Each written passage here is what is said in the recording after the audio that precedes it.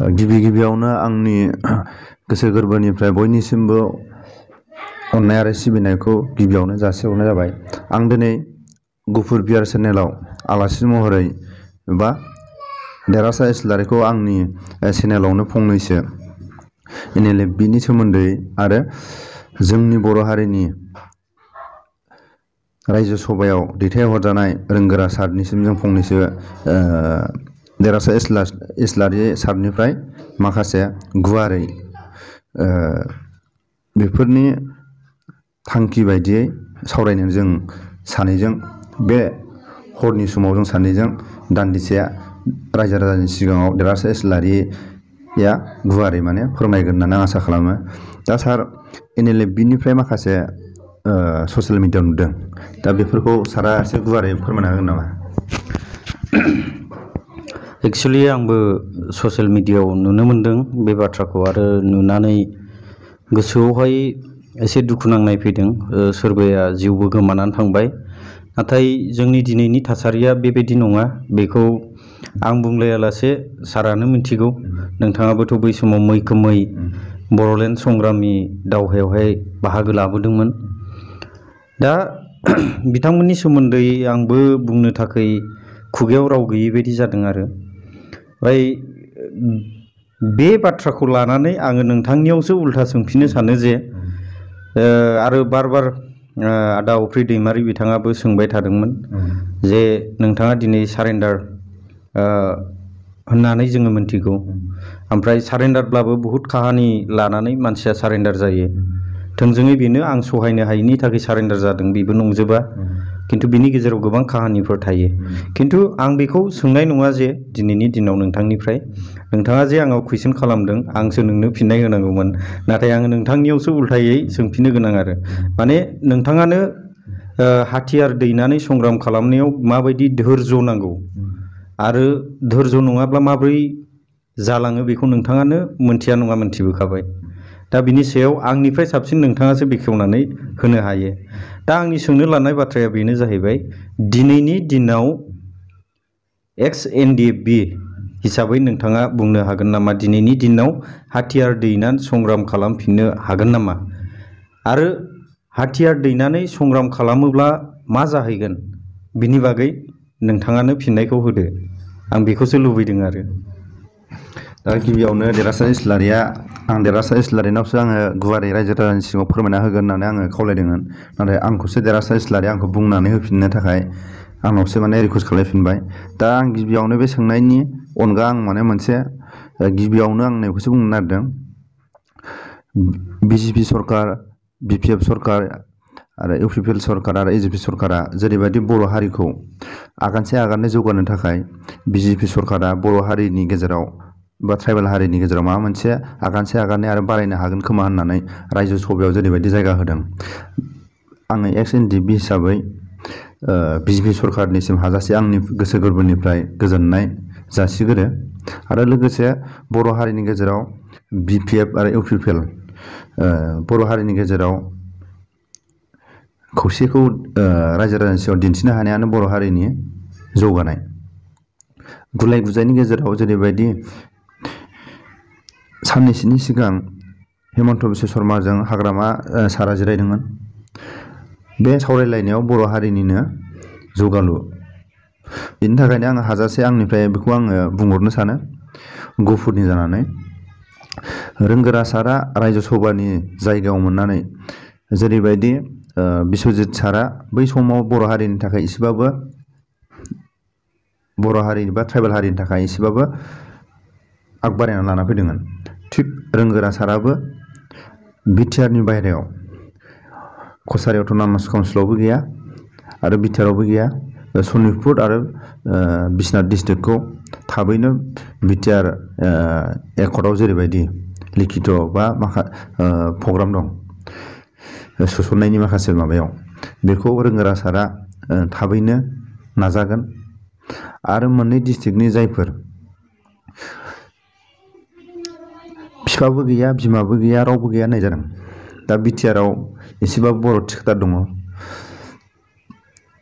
बर' MLA दं, MCLA दं, minister दं आरो अट'नमास काउन्सिलाव जायफोर अट'नमास काउन्सिलनि गोजौ गाहाय दैदेनगिरिफोर थानाय एसेबाबो अट'नमास काउन्सिलाव गोलैनायफ्रा एसेबाबो गावजों गावनि खबर सबरखौ मदद होलायनो थाखाय अट'नमास काउन्सिला एसेबाबो फान्ड दं। दा मोननै डिस्ट्रिक्टआ अट'नमास काउन्सिलावबो गैया आरोबो गैया दा रावबो गैया। दा आं बिनि थाखाय आं गले गले बुङो रोंगोरा सारा जेरैबायदि बर' हारिनि गेजेराव मोनफ्रोमबो दल संगठना BPF UPPLनि गेजेराव खौसे जालायनानै जेरैबायदि बर' हारिखौ जौगानांगौ होननानै रायजो सभायाव दैथायहरदों बिनिफ्राय देरसिनथ' जेबो गैया। दा सारा बिनि सोमोन्दै फंनैसो बुंगोन नामा? एसे बुंलाय। दा आङो बिथांमोननि सायावहाय स्पेसियेलि आंबो आंनि चेनेलाव भिडिअ आङो अलरेडि बानायखांबाय। अब्लाबो आङो नोंथांनि चेनेलनि गेजेरजों आङो बेखौनो फोरमायहरनो सानो जे रायजो सभानि MP जानायनि थाखाय रोनगोरा नार्जारि सारखौ गिबियावनो गोजोननाय जासिहरग्रोनाय जाबाय। दा बिथांनि गेजेरजोंनो जोंनियाव गोबां जौगाथाया फैगोन बेखौ जोङो मिजिं दङ। खारन गोजौ लेभेलावहाय डिमान्ड खालामहैग्राया रायजो सभानि MP नि सायावसो। जेब्ला दिल्लीयावहाय एसेम्बलि जिरायो अब्ला बिसोरसो टेबोल बुख्रांनानै डिमान्ड खालामनानै लाबोयो जे जोंनियाव बेबायदि खमि बैबायदि खमि जोंनो बेबायदि नांगौ बैबायदि नांगौ बे खामानिखौ बिथांमोनासो मावो आरो। दा सिगांनि समाव बिस्वजित दैमारि साराबो रायजो सभानि MP मावनानै थांबाय। बिथांनि गेजेरजोंबो जोङो गोबां जौगाथायखौ मोननो हाबाय। आरो नेक्स्ट टाइम दिनैहाय जोंनि बर' मोनसे काउन्सिलनिफ्राय जे बेबायदि दैथायहरनो हाबावदों बेबो जोंनि थाखाय जोबोद रंजाथावनि बाथ्रा। बेवहाय पलिटिकेल बेकग्राउन्डखौ लानानै सोरजोंबा सोंखारिलायनाय सोरजोंबा दुसिलायनाय बेफोरबायदिया जोंनियाव थानो नाङा। बहुद जाफ्लायबाय थायो नाथाय जोङो बुङो अब्लाबो बुंब्लाबो माने बे बुस्थुआ जाफ्लायबाय थायो आरो बेनो जोंनि थाखाय मोनसे बिराद गिदिर दुखुनांथाव। आरो बुंनो थाङोब्ला जोंनि BTC सिङावहाय बे मोनसे पलिटिकेल एंगेलखौ लानानै दावराव दावसि जानायानो बयनिख्रुइ देरसिन लाजिनांथावनाबो आरो जोंनि गेजेरावहाय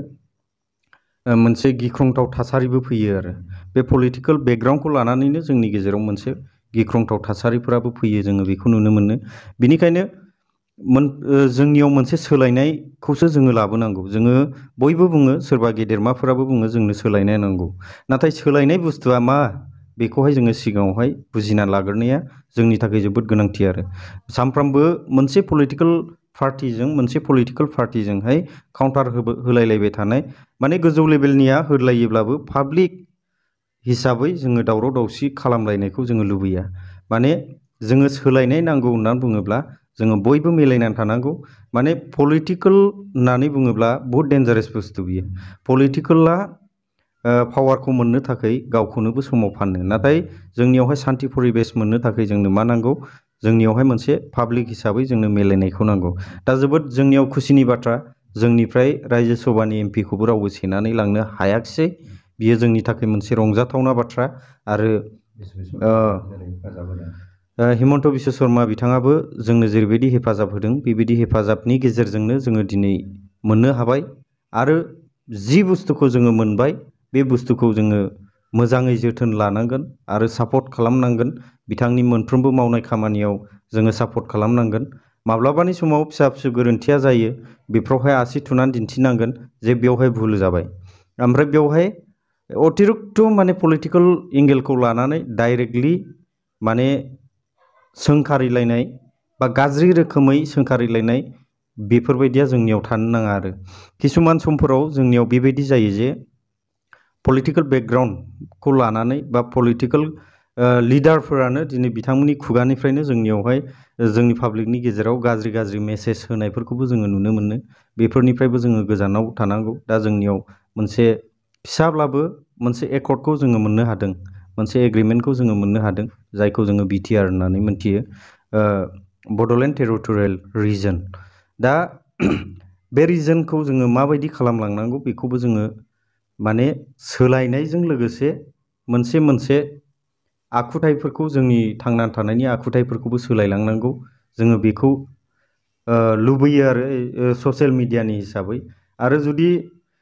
गासिबो परिबेसानो गाज्रि जायोब्ला अट'मेटिकलि ससियेल मिडियानि दुनियाबो गाज्रि जाफैनो गोनां जायो। जेन'बा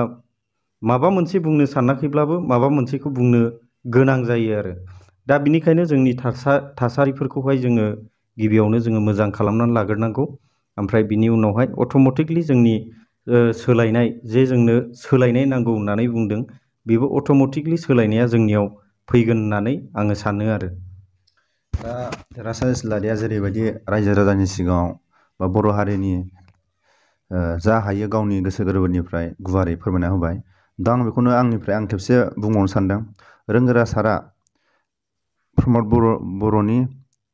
हेफाजाबखौ लानानै बा बर' हारिनि सायाव अननाय गोसो गोरबोआव लानानै जेरैबायदि हेमन्त सारा बिनि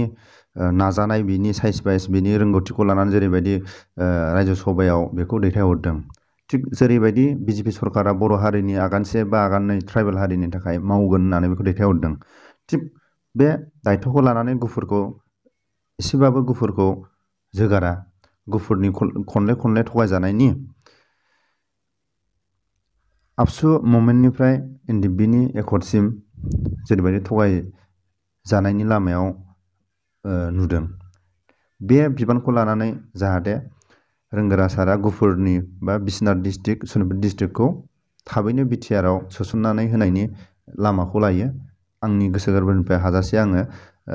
सारनिसिम आङो आसा थाबाय लोगोसे आरो प्रमद बर' सारखौबो रोंगोरा सारजों एखे लोगोयैनो जयैनो नाजागोन होननानै आंनि गोसो गोरबोनिफ्राय मिजिंथिनाय थाबाय दा जेरैबायदि नै एसे सिगाङाव सारा सोंदोंमोन एनएलएफबिनि दा एनएलएफबि होनना बुङोबा जोंनि बर' हारिनि गेजेराव जेरैबायदि गोदानै जन्म जादोंमोन जोंनि बर' हारिनि गोजोन आरो सानजानि जिथु हास्थायबाय थानाय सानजानि जिथु साननाय दा बे एनएलएफबिनि सायावनो दंसै दा जेसेबां जोंनि पलिटिकेलानो जा आबसुआनो जा जेसेबां माहारियारि आफादानो जा एनएलएफबिनि सावरायनायाव महर होनांगौ आंनि गोसो गोरबोनिफ्राय आं एक्स एनएलएफबि हिसाबै आं बेखौनो खावलायो आरो एनएलएफबिनिफ्राय गावना थांनाया बेखौ आंनिफ्राय बेक्तिगरै आं मोजां नुहुराखै आरो गोदानै जोंनि बर' हारिनि गेजेराव सिलाय लानानै आरो जन्म जाफिननांगौ बे नङा एनएलएफबिनि एकर्डआव जेरैबायदि समनि आंखालाव बे सरकारनि नारसिननायाव गासिबो सानलायनायफोरखौ सावरायलायनो हाजोबैयाव थालांनाय माखासे दफाफोरखौ एनएलएफबिया लानानै जेरैबायदि दिनै सिक्सफायाराव दं थिग एनएलएफबिनि जिथु नाजानायाव गासिबो रायजो राजाखौ लानानैसो एनएलएफबि सोरबा सासे सानैनि थाखाय एनएलएफबि नङा दा आं बेखौनो खावलायो बखर सार आरो बाथा सारनि सायाव रायजो राजाखौ लानानै बे सावरायनायाव महर गोनां होयो दा आं बेखौनो बुंनो सानो बै समनि जुगा थांबाय दा गोदान मुगा बे गोदान मुगायाव माब्रै गुफुर बायदि जायगायाव मोनसे फिसा खरलबसे ट्राइबेलनि जायगायाव 20 जन डक्टर गुफुरनि हमस्टियावनो मिसिं मानसि दं बर' डक्टर साबेसे दं गैया थिग नर्थ इस्टआव बा आसामाव मोजां डिसियानो जा मोजां अफिसारानो जा मोजां डक्टरानो जा दा ट्राइबेलनि गेजेराव जन्म जादों ट्राइबेलनि गोरों गोरासिन होनना बुङोबा ट्राइबेलनि गेजेराव मोजां आइपिएसआनो जा मोजां डक्टरानो जा मोजां फोरोंगिरियानो जा मोजां डिसि बायदिसिना बिबानफ्राव लानानै थानायानो जा बा जोङो दा नुयो ट्राइबेलनि गेजेराव मिसिंफोर दा जों बुङो दे ट्राइबेलनि गेजेराव बर' हारियानो देरसिन जाथि दा जोङो माखौ बुंगोन दा सिलाय गावनायखौ देरसिन होनना बुंगोन ना रोंगौथिखौ देरसिन होनगोन बिसोरना बे समाव दा नों क'क्राझाराव दा नोङो बिटिआर बा बिटिसि दं होनना बुंदों दा क'क्राझाराव साबेसे डक्टर दं साबेसे डिसि मोननाय दं बर'नि गेजेराव साबेसे आइपिएस आइसिएस साबेसे माने सोरबा एसपि डिसि दं गैया आसामाव साबेसे बर' हारिखौ नागिरना मोनगोन मोना ओमफ्राय दा जोंनि थाखाय माने एकदम माने रोंगौथिनि थाखाय माने गोनांथि आरो दा बे रोंगौथिनि गोनांथियाव जेरैबायदि मिसिंफ्रा दावहा नाङालासिनो मिसिं अट'नमास काउन्सिल मोनदों मानि थाखाय मोनखो बेफोरखौ माने गुवारै नायबा रोंगौथिनि थाखाय औ रोंगौथिनि थाखाय नों दा जेरावबो हाबोबा नों मिसिं डक्टर मोनगोन मिसिं नोङो अबेबा नोङो सासे अफिसाराव मोनगोन अबेबा अफिसाव आरो ना गिदिर गिदिर अफिसफ्राव आसामनि अफिसफ्राव नों अबेबा अफिसाव हाबा बर' सासेबो लोगो मोननाय नङा नों मिसिं सासेबाबो लोगो मोनगोन मिसिं डक्टरबाबो नों लोगो मोनगोन बर'नि नोङो अबेबा मेडिकेलाव थांनो बर' डक्टर मोननाय नङा मिसिं डक्टरखौबा नों मोनखागोन आरो खाथियावनो बेनिफ्राय आं बेखौ बारा गोलाव बुंनो सानाखै आरो बेफोराव माने बुंजोबनो हाया आं बेखौ दा सुंद'यै बुंलांबावनो नागिरदों जेरैबायदि सारा आंनाव सोंदों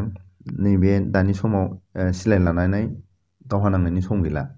आं दा बेखौनो बयखौबो खावलायो बर' हारिनि गेजेराव आंनि बुंनायाव गोरोन्थि जायोबा आं निमाहा बियो बर' हारिनि गेजेराव सोरबाफोर गोसोआव आरो नांथाबनो गोसो दंबा माहारियारि आफादजों फिल्डआव ओंखारफानानै आबसुजों लाजियोबा दा गोदानै जोंना बुनसु जन्म जादों बुनसुजोंनो हेफाजाब अबेबा लामा गाथेनाय अबेबा अफिस बादालाव नों अबेबा सरखारनि सायाव नोङो माखासे बर'फोरनि माखासे गांनाय उखैनायखौ फोरमायनो थाखाय थांफानो हागोन जुदि नों आबसुनि गिबि खामानि मावनायफ्राव माखासे जुदि नोङो मोजां मोननाय गैयाबा आबसुनि सायाव बा आबसुनि सायाव लाजिनाय दङबा दा जोंना लासै लासै आबसुनि खिथुआव खारफानो ओंखारदों बुनसुजों ओंखारफानो हागोन नंगौ नङा औ ओमफ्राय दा नों हाथियार हमनानै आखायाव नोङो लावथि थायोबा नोङो एम्फौ मासेखौ बुथारफ्लाङो लावथिजों मोस्रोम मासेखौबो नों थुफ्लाङो नों ओरै मोस्रोम खारबाय थायोबा नों लावथि लाबाय थाबा नों मोस्रोमखौ ओरै थुफ्लाङो दा ओमफ्राय नोङो हाग्राजों थाबायलांबा नों हाग्राखौ बुफ्लांलाङो ओमफ्राय नैबे जाहैबाय हाथियार होननाय बुस्थुआ बयनिफ्राय डेन्जार बुस्थु आरो बयनिफ्राय गाज्रिसिन बुस्थु बे खुनु मालिकबो सिनाया बिमा बिफाबो सिनाया बोनाय लोगो लोगो बियो आंना भुल जाबाय होननाय बेयाव गोरोन्थि माने गावखौ निमाहा बिनो थाखाय बेयाव जेबो गैया माने बेनिफ्राय जानगार थानांगौ बर' हारिया दा जों बर' हारियानो आखल आखु गोरों नर्थ इस्टआव माने ट्राइबेल हारिखौ सिनायथि होनाय सासे बर' हारिनि गेजेरावनो जोंहा रन्जन सारा माने गोरोंसिन होनना बुङोबा नर्थ इस्टनि सिलाय हमग्रायाव रन्जन सारानो आरोना जोंनि माबाया नागालेण्डआनो जा शिलंआनो जा मिज'रामानो जा माने नर्थ इस्टनि जेसेबां आन्डारग्राउन्ड दं दा बे फरेस्ट बर'आ माने लेखा गोरोंसिनाव रन्जनमोन आरोना दा बे रन्जना लेखा गोरों नालाय दा लेखा गोरोंनि माबाया एडभान्स जायो दा बे एडभान्सआवनो सरकारा माने नारा नाथा बेखौ नाजानानै बांलादेशआव हमनाया लेखा रोङामोनबा बेखौ एसेबां माथा मारियामोन बिनि लेखा गोरोङा आरो बे नर्थ इस्टनि जेसेबां आन्डारग्राउन्डनि बे चेयारमेन सासे औ होमबा बेखौ सरकारा माने मेजर लानाय आरो फरेस्ट बरा बायदिखौथ' दिनै कन्टेक्टआव रायलायो दा सरकारा जुदि गोसो जायोबा हमनो थाखाय सम नाङा औ ओमफ्राय दा मा जाहैबाय माखासे माने बिथोरि खोथा दं बेखौ जों बुंजोबनो हाया ओमफ्राय आं बर' हारिनि गेजेराव NLFBनि जायफोर सोद्रोमाफ्रा गावजों गावनि गेजेराव बुजा बुजिनि गेजेराव खेमावनो जेरैबायदि सोरबा दिसासनो भुलनि थाखाय सोरखौबा सासपेन्ड खालायनाय बर' हारिनि गेजेराव बिदि थानाङा आरो आङो बेखौनो खावलायहरो बक' सार आरो बाथा सारनिसिम जिखुनु जाया दल हंगदनाव बा जिखुनु जाया आन्डारग्राउन्ड माखासे सालायनायाव बेखौ लिडारफ्रा मोजाङै बिजिरनांगोन गोरोन्थिया बयबो मावखायो मिनिस्टारफ्राबोथ' जिथु माने इलेक्सननि साइन्सआव बुङो दा आं उमुक टेन होगोन बेनाबोथ' गोरोन्थि दा औ ओमफ्राय दा गिदिर गिदिर आर्मियाव पुलिस अफिसारफ्राबोथ' गोरोन्थि मावो दा बयनावबो गोरोन्थि जाखायो दा बेखौ मा खालायदों दा NLFBनि दैदेनगिरिफ्रा बुंदों दे जोङो माखासे बिसोरनि भुल खामानियाव जोङो दिसास होदों दा बे दिसास होनायाथ' बर' हारिनि गेजेराव मोनसे आखल आखु देखायनाय जाबाय दा दिनै गावनि बर'नावनो माखासे थाखा फैसा माने दाबिनानै सना दाबिना लाना फैदों बे आफादनि नाम जाबाय दा ओंखायनो आं खावलायो जायफोर NLFBनि दैदेनगिरिफोर बिसोरो आलो गोजोनै बिसोरखौ लेंहरनानै खेमावनो दोनफिननांगौ आरो आङो सारेन्डार जानायनि उनाव आं माने गिबियै लाजिनायनि बाथ्रा गैया गुवाहाटि बायदियाव सारेन्डार जानानै आङो ना गोरान फाननानै जादों ना गोरान फाननायनि उनाव आङो दा एसेबाबो गावनि माबायाव मानसि महरै थांना दं आरोना NDB आव थाबानो NLB आव थाबानो नों बेफार मावनाङा अबेबा नोङो बेदर फाननाङा ना गोरान फाननाङा बयलार फाननाङा बे फैया नों दा नोङो गुवाहाटि बायदियाव नों सानना नाय 5 ताला 10 ताला बिल्डिं गोनां मानसियासो बयलार फानो बेनिफ्राय गारि गुरा गोनां गिदिर गिदिर रिटायारफ्रासो गय दखानि होयो औ बेखौ नायोबा बे जों बिजनेस मावना जानाया एकदम फिसा खोथा आरो औ दा आङो NDB आव एसे गोबाव थाबाय बे एकर्डआव जाबाय आं माब्रै दखान होनो माब्रै बिजनेस मावनो होननाय बे खोथाखौ लाजिनाङा आरो औ दा नोङो आङो गिबियै गावखौनो बुंना लायो अल आसामाव फार्स्ट सारेन्डारफोरनि गेजेराव ना गोरान फानजेननाय नंबा आंखौ बुंना लानो हायो आरो आं गुवाहाटियाव गुवाहाटियाव नागिरबा नों ना गोरान फानजेननाय मानसि सोरखौ होनना बुंबा मोननाय नङा दा आं ना गोरान फानो गुवाहाटि बायदियाव आंखौनो आं बुंना लायो आरो दा आं बेनि थाखाय बुङो जायफोर जाथिनि नांनो ओंखारदों बेहाय एसेबाबो धैर्य थानांगोन आरो आं बेखौनो खावलायबावो NLFB नि सावरायनायाव गासिबो बर' पलिटिकेलफोरा बा राजनितिकआव जायफोर दं जेसेबां बर' माहारिनि गेजेराव थिखादारानो जा साख्रियारानो जा मोजां मोजां माहाजोन न'खरानो जा बर' हारि दुखियानो जा NLFB नि सावरायनायाव बयबो खौसे जानांगौ आरो NLFB नि सावरायनायावनो सानजानि सिमा बारायनायाबो जानांगौ आरो NLFB नि केसाबो गासै बायजोबनांगौ आरो गनांगौ दा आं बेखौनो बुंनो सानबावदों NLFB नि जिथु डिसिसन जिथु बायदि माने गोख्रों माने डिसिप्लिन लानायाव हारिनि गेजेराव आर्मि माबायाव मोनसे हादरखौ सालायनोबा आर्मि डिसिप्लिन थानांगौ बे थिगानो नों इण्डियाआवबो दिनै आर्मिनि डिसिप्लिन थाखाय जों इण्डिया जौगालु दं दा बर' हारिनि गेजेराव जुदि आर्मि डिसिप्लिन थायोबा स्ट्रं जागोन खिन्थु आर्मि माबा डिसिप्लिनखौ NLFB नाव दं औ बे आर्मि डिसिप्लिनाव नोङो रेसपेक्ट होनो रोंनाय जानांगोन आरो रेसपेक्ट होजाग्रायाबो रेसपेक्ट होफिननाय जानांगोन ओंखायनो मोनसे जाथिखौ बा मोनसे पार्टिखौ सालायलांनो थाखायबा आर्मि डिसिप्लिनखौ नांथारगौ आरो दा नों इण्डियाआव जुदि आर्मि डिसिप्लिन थायाबा नों इण्डियाया नों दा साननानै नों पुलिसाव थांनाय नोङो सासे अफिसार फैयोबा बे लोंनानै थेनथ'नायसो डिउटि नुयो नों पुलिसनि गेजेराव औ दा जों सासे आर्मिखौ नाय नोङो सासे अफिसार फैनाय लोगो लोगो बेयो डाइरेक्ट गोख्रों गसंनानै बे डाइरेक्ट सनमान होयो ओमफ्राय उन्दै गेदेरखौ नों माब्रै